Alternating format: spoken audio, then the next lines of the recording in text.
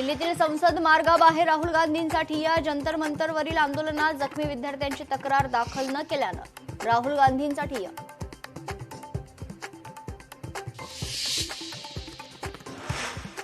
राहुल गांधींच्या कार्यक्रमाबाबत मुंबई भाजपचा मोठा आरोप. गर्दी जमवण्यासाठी सोशल मीडिया इन्फ्लुएन्सर्सला 25,000ची ऑफर. व्हिडिओ ट्विट करत मुंबई भाजपचा काँग्रेसवर आरोप. नुकत्याच नाशिकचे पालकमंत्री झालेल्यांना नाशिकचे मुख्यमंत्री झाल्यासारखं वाटतंय असं म्हणत माजी मुख्यमंत्री पृथ्वीराज चव्हाण यांचा गिरीश महाजनांवर निशाणा.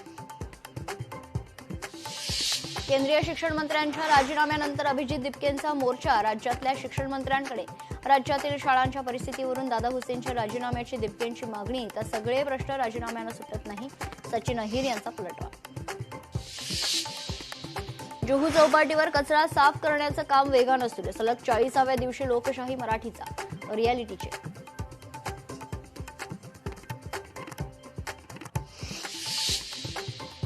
अनेक दशकांपासून वन विभागाकडे असलेल्या संजय गांधी राष्ट्रीय उद्यानाच्या 193 एकर जमिनीला संरक्षण मिळावं.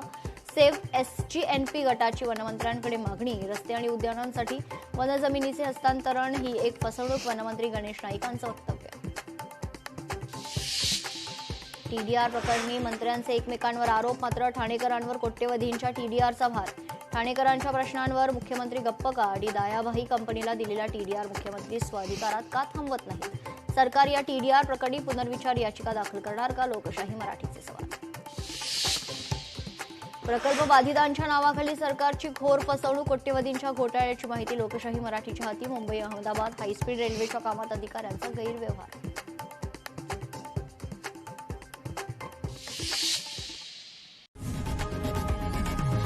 लोकशाही मराठी ऐका, पहा, जागरूक रहा.